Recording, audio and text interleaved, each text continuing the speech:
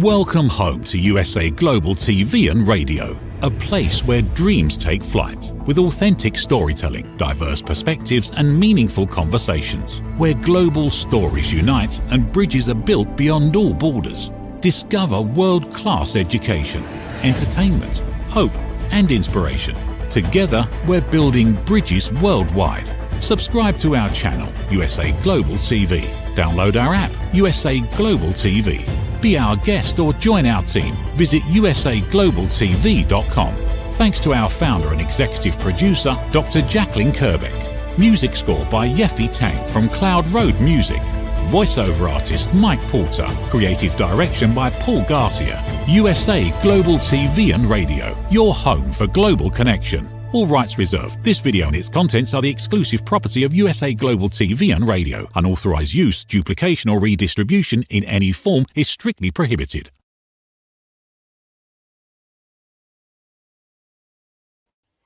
Hi, good afternoon, and welcome to the Persistence Payoff Show. We're here on USA Global TV and Radio. I'm your host, Kimberly Schaefer.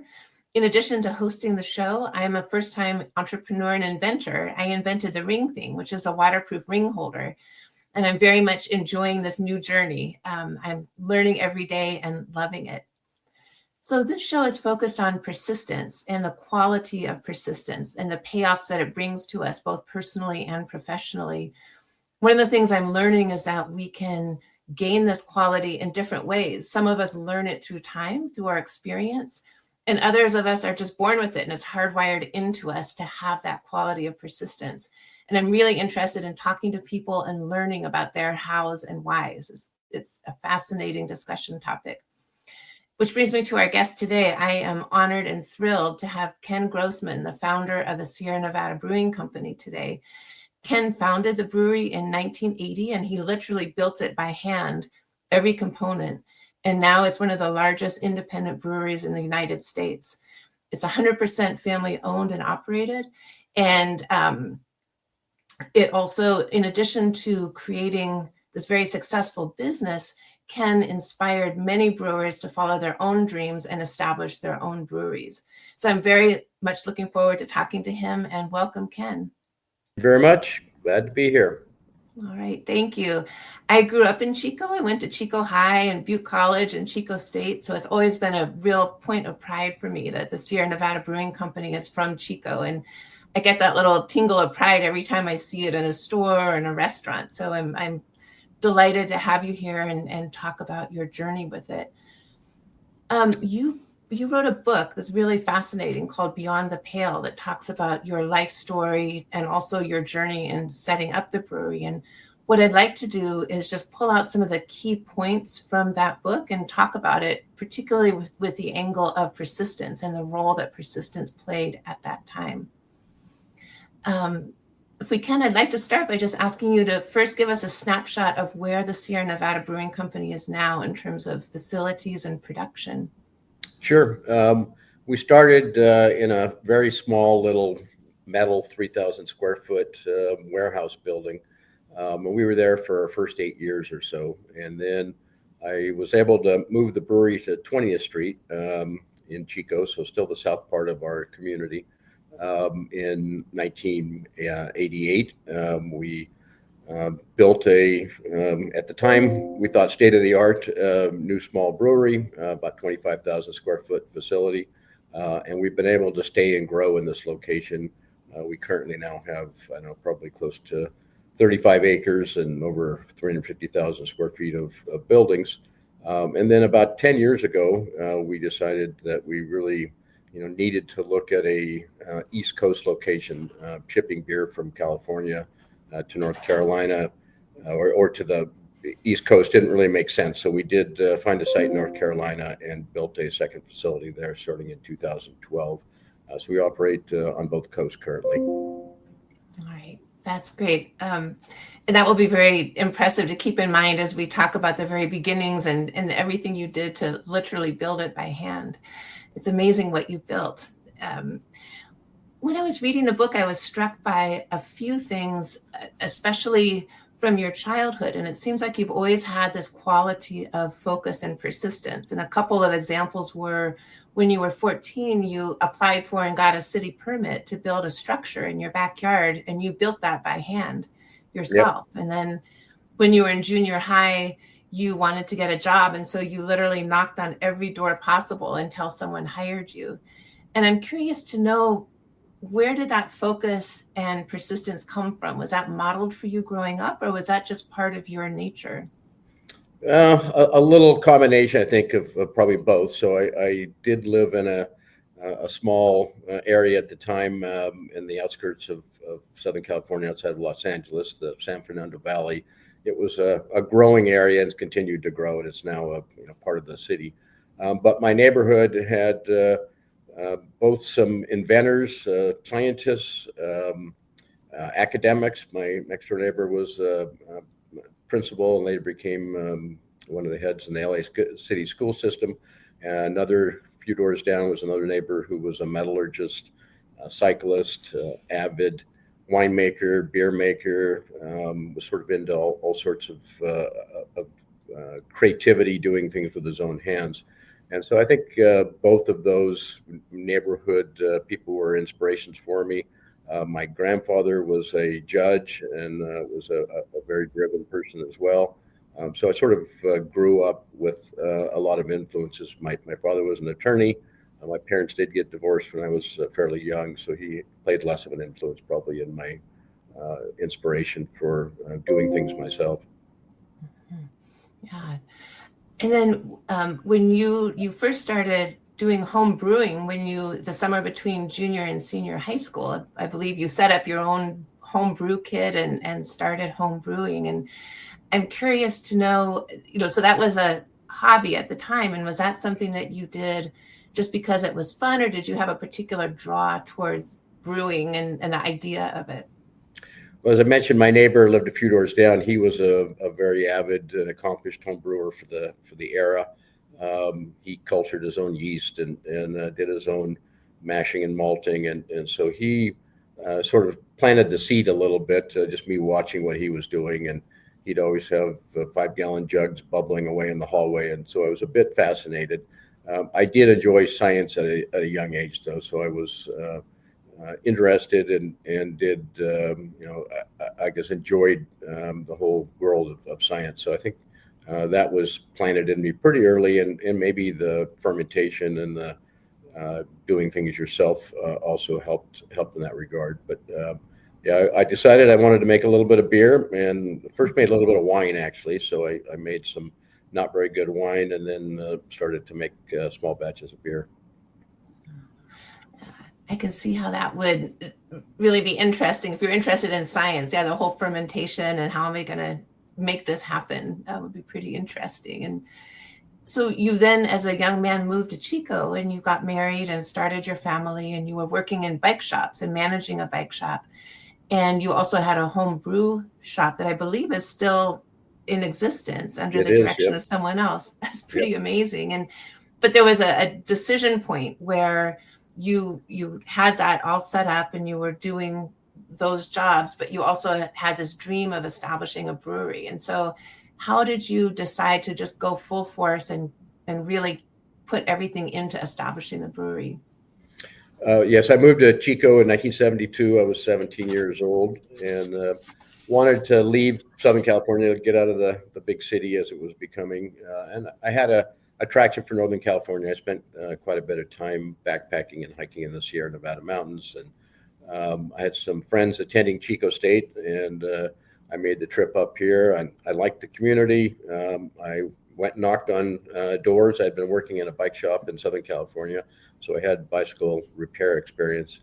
And I got a job at a bike shop and decided to move to Chico. Initially without the intent of going back to school immediately. I figured I'd take a break, but within a few months I went to Butte College, started studying chemistry, which again fascinated me, and continued to homebrew. And I had another neighbor who suggested I open a homebrew supply store, and I thought that seemed like a good idea, so I could get better ingredients for my homebrewing hobby. So that happened in 1976, and ran the homebrew shop for a couple of years, and decided that brewing was a fascinating hobby, but it could also be an income stream and my livelihood. So I sold the homebrew shop, wrote a business plan. I had a partner at the time, and then tried to borrow money, which we were unsuccessful at. And then in 1978, we just started to build equipment ourselves and cobble a small brewery together with support from family and friends as far as loaning us some money. And we opened the initial brewery, made our first batch of beer November 15th, 1980. And we spent about $100,000 finally to get the doors open, which was about double what I had originally told my friends and investors it would take, but that's what it took us to get the doors open. Yeah. Well, in the book, you describe your journey of finding salvage parts to put together yourself to literally build every aspect of the brewery, and your hand was in every single piece of equipment and process in the brewing. How did your persistence ever waver during that time? Did you ever think, oh man, what have I got myself into? And how did you push through it? Yeah, numerous times I had that thought. I mean, we didn't have much money. I was still working at a bike shop to pay the bills and to feed my family. I had gone to Butte College to study chemistry, and then later I transferred to Chico State. But I decided when I was going to open a brewery, the only way we could really do it with such limited resources was to do it all ourselves. So I re-enrolled back at Butte College, and I took every welding and fabrication course I could get into. I took some business classes. I took refrigeration repair. I took electrical wiring class. So I decided I needed to get the skills to do it, and just started doing it. And we kept running out of money, and that was a real challenge. We were not really able to make an income until we made our first batch of beer. And even then we had some problems with our first few batches, so we decided not to sell any of our initial beer. So there was a lot of times where it was quite a struggle to keep the motivation going and keep sort of plowing forward. But at that point in time, I really committed every penny that I had, and my father, my grandfather, and some friends that invested money. So not completing the project and not making a positive business out of it was not an option. I really had to make it work. I really just committed all my resources, and failure was not an option. So I think that was in part what kept me going. I just didn't have another alternative. I couldn't walk away from it at any point until I really completed the whole mission. Yeah, that makes sense. And it sounds like between building everything yourself and taking classes, and working at the bike shop part-time, you were having some pretty long days. Yeah. 7 days a week was pretty much standard, and 10 or 12-hour days were the norm. And had you anticipated that when you started? I don't know what I anticipated when I started. I was pretty naive. I mean, I didn't know anything about the commercial brewing industry. I'd never worked at a brewery. I just had made small batches at home, and went and visited a number of smaller breweries. So I went and saw the Anchor Brewery in San Francisco and met Fritz Maytag, and he was a bit of a mentor for me in the early years. I went and visited the very first startup craft brewery in America called New Albion, which was in Northern California, and saw what he had done, and saw his struggles and saw how difficult it was. So I think I got reality pretty quick that it was not going to be easy. And again, the brewing industry at that point, there were less than 50 breweries in America total. Today we've got about 10,000. So the landscape has changed dramatically since I started. But out of the 50 or so, that included the largest Anheuser-Busch and Miller and Coors and Olympia and the other brewers that were around at the time.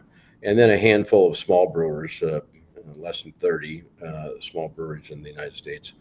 And I did get to meet a number of them at some conferences that I went to, and realized that the brewing industry in general was very competitive and very difficult. So I think I didn't know what I didn't know in the beginning, and I quickly learned that it was going to be a pretty tough challenge to grow the business. But we just persevered and kept selling a few more cases every week until we continued to be able to expand and finally got enough cash flow where we could sort of see the light at the end of the tunnel.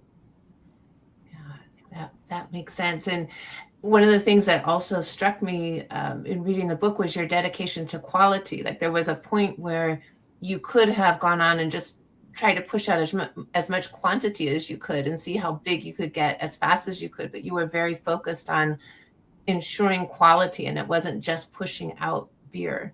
And can you talk a little bit about that? Sure. Between 1978 and 1982, so sort of the beginning of the whole craft brewing industry, there were 6 small brewers in America, 6 new start small brewers. We were one of the 6.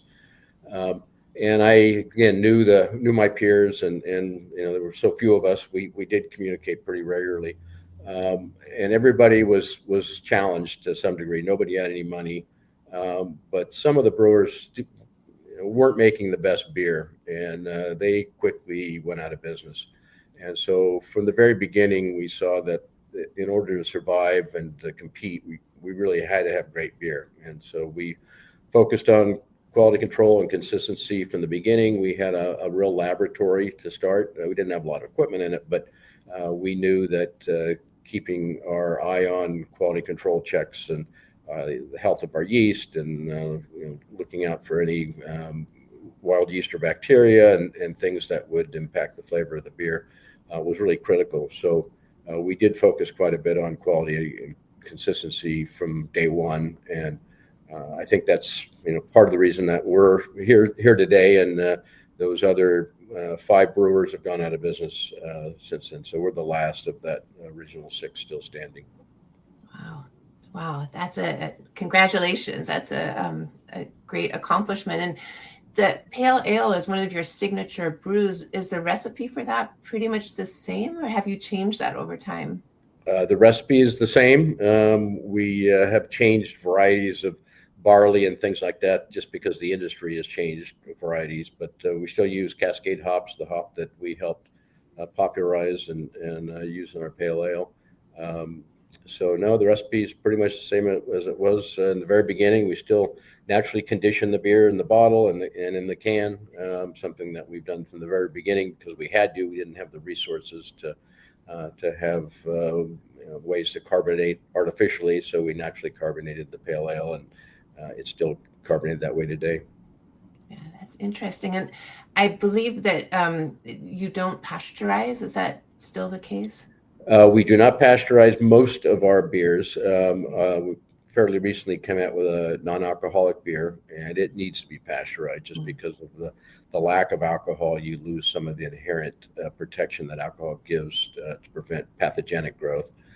Beer in itself, normal beer with alcohol, does not support pathogenic growth. So it's not like milk or eggs or other products that are susceptible to having pathogens grown. And beer is a safe product, and that's why it's been around for so many thousands of years, because it was safe to drink when water wasn't safe to drink.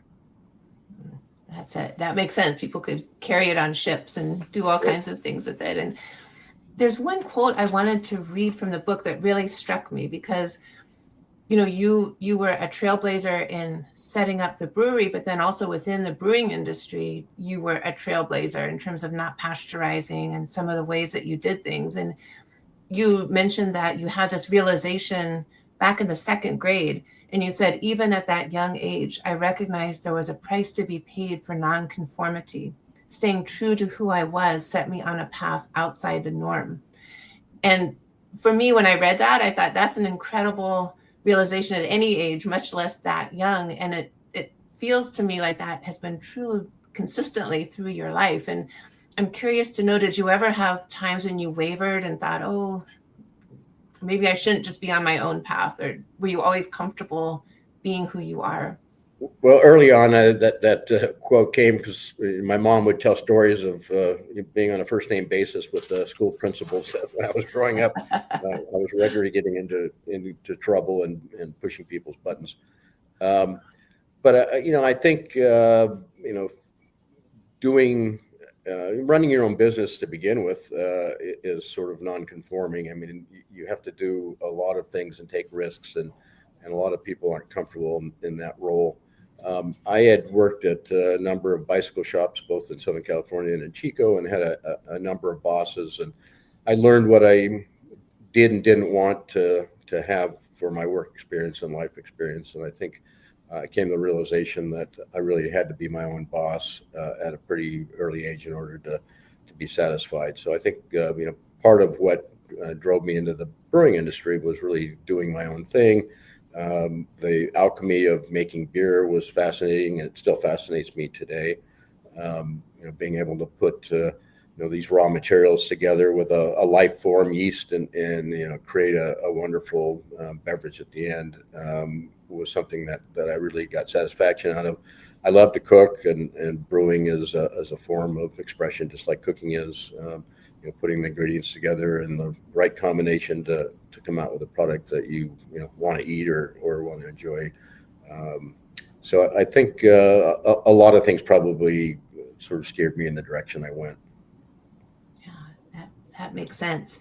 And when you were first establishing the brewery and finding these salvage parts to put back together and create your own, can you talk a little bit about how your persistence showed up in terms of the places that you went? I mean, you went not just locally, but you went in California, the Pacific Northwest, you went to Germany to find the parts. And can you talk about that process a little bit, please? Sure. The dairy industry was one that seemed like it would be a very appropriate industry to borrow from as far as just equipment and technology. Dairies have very high hygiene standards. There were a lot of small dairies around Northern California, up into Oregon and Washington, and so that was a source of equipment for us that I identified pretty early on. I had a 1-ton Chevy flatbed truck that I would drive up and down the Sacramento Valley and up into Northern California, up into Oregon and Washington as well, and explore little towns that had historical dairy industries. I realized I could go into a feed store in a small community and ask them if they knew of any local dairies around, because they had been supplying feed in the past. And I found a bunch of shuttered dairies and was able to buy pumps and pipes and all sorts of things at just a few cents on the dollar. And a lot of that could be repurposed into making beer. So that was really the source of my early equipment. I had a junkyard down in Keys, California, that specialized in food processing equipment. And so I would go down there and buy used fittings and pipe and whatnot. And one of the first pieces of equipment I bought was a small lathe, and it allowed me to chop the ends off a pipe and repurpose the fitting, so I didn't have to buy new stainless steel parts. So I saved a lot of money, learned how to weld. So all the early stainless steel welding I did, and basically just cobbled this original brew together. And thankfully, I've been able to repurchase at least the brew house from a brewery that I sold it to over 20 years ago, and we have it here in Chico, sort of as a museum piece. Oh, I'm glad you were able to get it back. Yep. Yeah, that is a very neat piece of history to have. And so it sounds like at the time, that you mentioned that there were other small breweries and you could go and visit them and talk to other people and learn. Is that culture still in place in the craft brewery industry? Do people come to you who are establishing breweries and ask for advice? Yeah, I mean, the brewing industry, at least the small brewing industry, and even the large brewing industry for that matter, has been pretty supportive of each other. I mean, I could go to Anheuser-Busch or Miller or Coors back in the early years and ask for advice, and they would be very, very generous with helping us out. So Fritz Maytag, as I mentioned, at the Anchor Brewery, he was really the sort of the grandfather of high-end American small batch beers. He really started out, he bought a defunct brewery or a failing brewery with the Anchor Brewery, but he put money into it and learned how to be a good brewer and updated the equipment and really turned that business around. And so he was pretty generous with his with his help, as I mentioned, the big brewers were as well. We actually bought malt from Coors Brewing Company back when there was a shortage in the late 70s, early 80s, when we were just getting started. So the industry is still somewhat that way. I wouldn't say quite to the same degree. It's more competitive now, and most of the big American breweries are foreign owned now, and so the dynamics a little bit different than it used to be. But I would say overall we still help each other out, and there's a lot of camaraderie in this industry.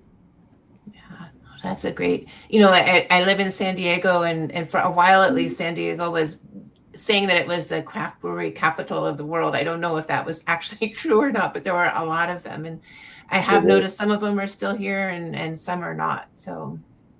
Yeah, it's our industry right now is pretty challenged. Beer in general has not been growing the last several years, and craft beer in particular has had worse trends than the industry in general. So there's a lot of pressures on us from raw material, supply, pricing, and it's very competitive on the shelf. It's hard to get, shelf space, hard to get into grocery stores and markets, get a real presence. So it's a daily fight to try to grow your business in this current market.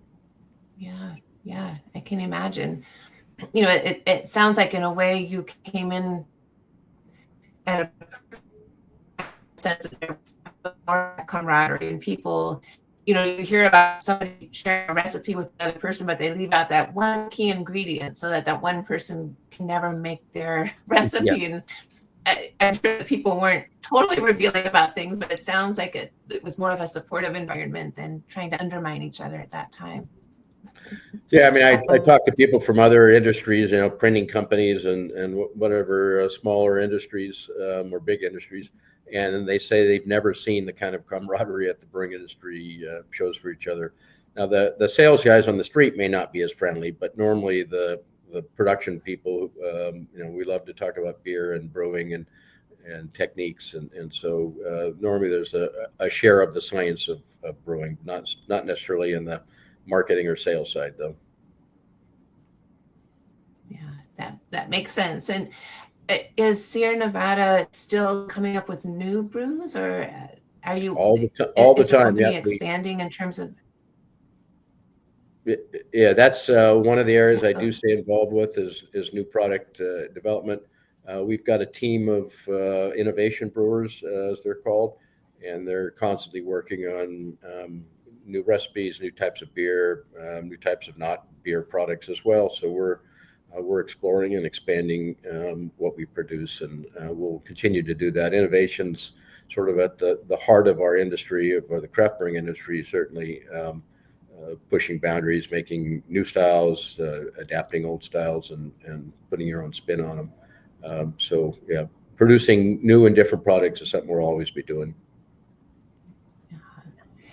Well, and it's pretty amazing that the company is 100% family owned and operated. Are there any other of the large breweries that are the same?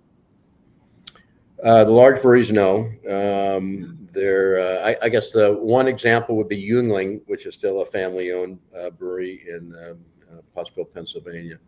So they're the largest that still have family ownership and control, although they are partnered with Coors in some regards at this point. But I think they're still basically an independent brewery. But all the other big companies are pretty much now international companies. I'd be interested to know what the process has been for you to turn over the reins of some aspects of the company to your family. Has it been hard to let that go, or what has that been like for you? I mean, it's something I desired to at least take a more time for myself, going back 10 years or so anyway.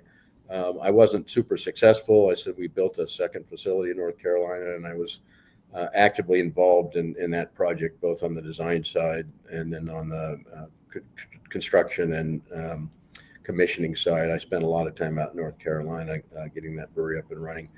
My son moved out there in 2012, and so he's part of the leadership team out there. And then I have one of my two daughters is working here in Chico with me. So I've wanted to take some more time. It's been hard to let go, though. I mean, having designed and built a lot of the processes and equipment, I've got an intimate knowledge of a lot of things, and so I'm trying to hand those off and make sure we keep the company going in the right direction. I've been involved, but I'm doing my best to let the new team take charge and get us to the next level. So I'm enjoying riding my bike. I'm still working a little bit, but I'm not coming into the office 5 days a week anymore or 6 days a week anymore. But still have my fingers in a few areas of the business. Yeah, well, it's a well-deserved time of working a little bit less, but I can also understand like it's your heart. You gave everything to establishing it. So I also think your children are very lucky to have had you as a role model of leadership and innovation and persistence. So I'm sure that that's helped them greatly. Yeah, I've got the third generation. So my oldest granddaughter just started working part-time in one of our laboratories. So she's the next generation coming up, and she's at this point enjoying her job and interested in the company. Wow. Interesting. I always feel like there's aspects of us that we are who we are, right? No matter throughout our whole lives. And so I'm curious to know, like you've had such a strong innovation gene, I guess, or, and enjoying building things and putting things together. Do you have new outlets for that now? I've got more things to do than I could possibly ever do in my lifetime. So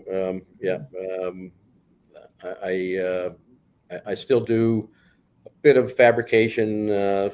I got projects I'm working on right now with a new power plant, new hydroelectric power plant, and I've got plenty to keep me occupied. Yeah. Well, and also your bike riding, I think, is very impressive. Back riding my bike again. I've been an on and off road cyclist for 50 years, and now getting more into mountain biking and really enjoying that. Yeah.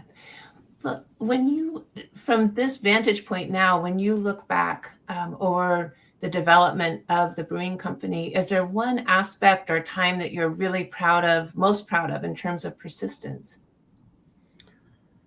Well, I bought my partner out a bit over 20 years ago, and that was a long and slightly painful process, but I persisted, and we ended up, I think, hopefully both in a good place at the end of the process.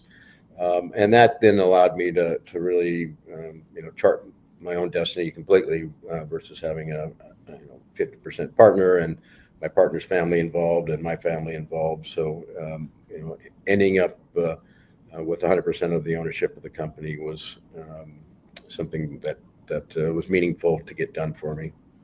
Yeah, that makes sense. Sure. And you also, I don't have the exact quote in front of me, but there's a point in the book where you say, as you were facing some of the obstacles that you ran into, you were just focused on addressing that obstacle, and that if you'd actually looked at the whole picture, you might have given up or not continued, not persisted. But can you talk a little bit about that philosophy of I'm just dealing with what's in front of me right now? Yeah. I mean, doing what we did back in 1980, I mean, there was really no track record. I mean, today, as I mentioned, there's almost 10,000 breweries. Well, they had a lot of people came before them who struggled and failed, and some succeeded. So I didn't have a lot to look back on. As I mentioned, Fritz Maytag had successfully revamped the Anchor Brewery. And the other few small breweries that I could see what they were doing weren't necessarily running their businesses in a great manner. So there wasn't a lot of role models. And I think if I would have sort of looked at the whole of what I needed to accomplish, from building the equipment to making good beer to selling good beer to making sure I had enough money in the bank to keep the company going. All of those things, if I had to face head on initially, I probably would have realized it was too big of a lift, and I might have done something completely different with my life. But being able to sort of take it one bite at a time and sort of know where I wanted to get to but didn't know all the steps I had to accomplish ahead of time, was maybe a godsend that I didn't have so much to keep me from fulfilling my dream.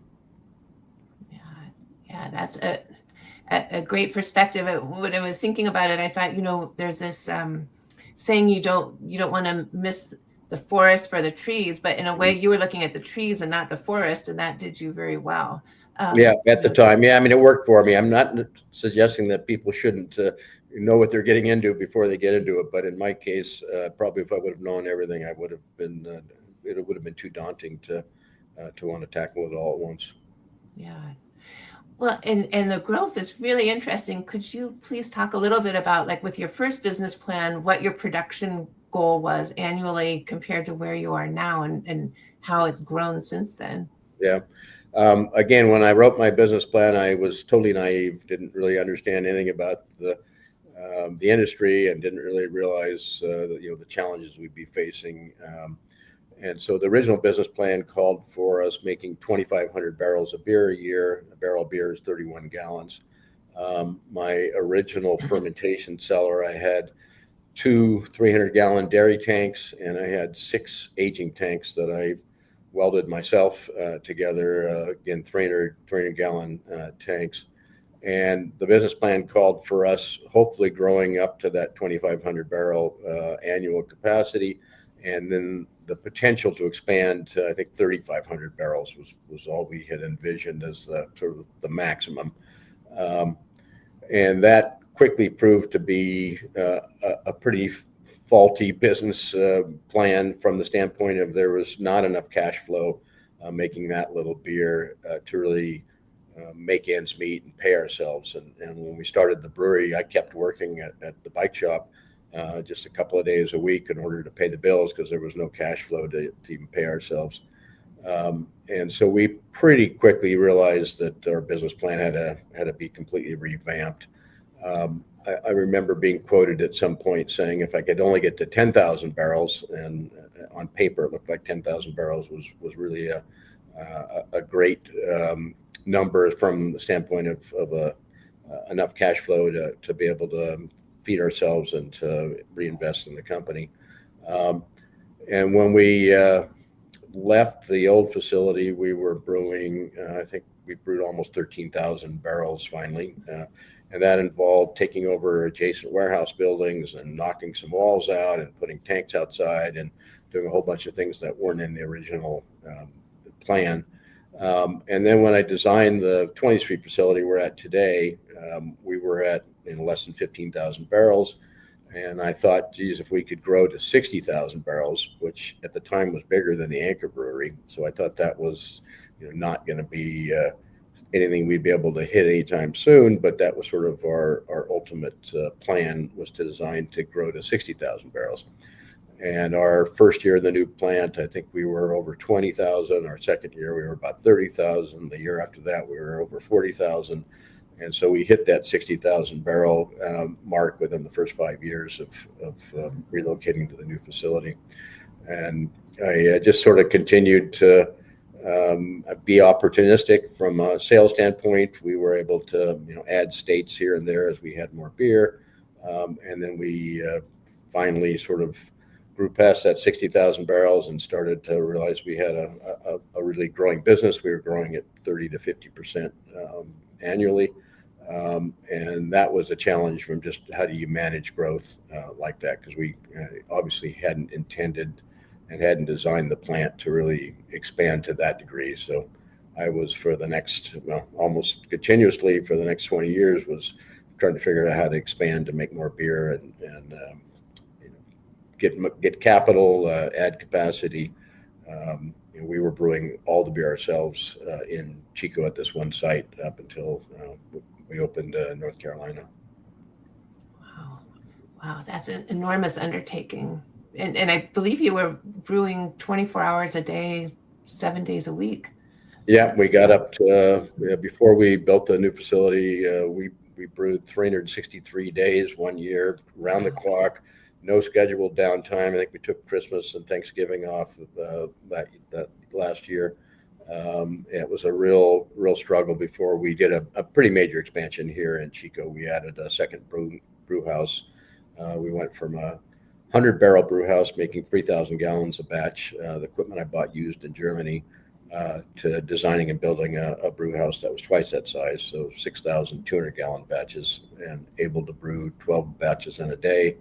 And so we went around the clock quite often.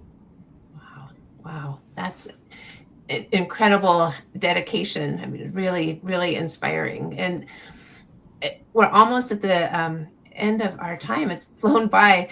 A question I have is, if someone came to you who was starting their business journey, what advice would you give them regarding persistence as they embark on that journey? I get asked this question pretty regularly, and I think one of the keys to us succeeding and me succeeding was the sort of the level of commitment. If it's not something you love doing, I think it's going to be hard to commit to doing it 100% day in and day out. So I think finding something you're passionate about. And then there are other people who have different business philosophies. They don't necessarily love what they do, but they get a good paycheck. I mean, for me, it was something that I really cared about, wanted to do, went all in. And so I think just having that level of commitment, that it's going to be harder and there's going to be those really difficult times and challenges. And if you're not 100% invested, the likelihood that you're going to succeed, I think, goes down dramatically. That makes really good sense, especially when you talk about the long days and long hours that you worked. You have to really be invested in it in every way. Yep. All right. Well, this has been so interesting and helpful, and I'm just honored and delighted that you took the time to talk with us. So thank you so much. And I would recommend your book to anyone, whether they're interested in beer or not, because I think it's a fascinating account of following your passion, making it happen, and being dedicated and being persistent about it. So I came away very inspired, and I probably will never brew beer, but it was just a wonderful, wonderful story. So I highly recommend it to anyone. Well, thank you very much. It's been a real pleasure, and thanks for reaching out to me. All right. Thank you so much. I appreciate it. Gosh, that was fantastic. I'm so honored that he took the time to be here today. I do end every show with a quote about persistence, and I found one that I think ties in really nicely to our discussion today. And this is from President Eisenhower, who said, "For every obstacle, there is a solution. Persistence is the key. The greatest mistake is giving up." And I think that Ken's story of not giving up and persisting in establishing the brewery fits perfectly with this. So I really appreciate that. You can reach Ken at Sierra Nevada Brewing through their website, and you can reach me through the Ring Thing. It's ringthing.com. You can also reach me through Instagram at @ring_thing_. And I'm happy to talk anytime. Thank you so much. And thank you to USA Global TV and Radio, and also to Dr. Jacalyn. Thank you so much. What if one simple skill could change the way you connect with the world? What if listening could open doors to deeper relationships, stronger businesses, and a better you? Dr. Jacalyn Kerbeck, the Listening Mentor, brings you USA Global TV and Radio, a space where voices are heard, ideas are shared, and global communities thrive. Through the elevated listeners' courses and books, you'll master the power of listening, set boundaries with confidence, and transform conversations into opportunities. Join us. Listen, learn, elevate. Whether you're a leader, a coach, a business owner, or someone seeking stronger connections, your journey starts today. Subscribe, learn, and transform today.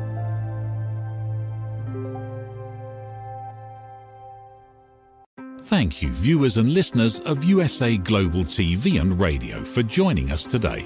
We're honored to have your time and attention as part of our global community. At USA Global TV and Radio, we believe in the power of authentic conversations, meaningful connections, and creating a world of possibilities together.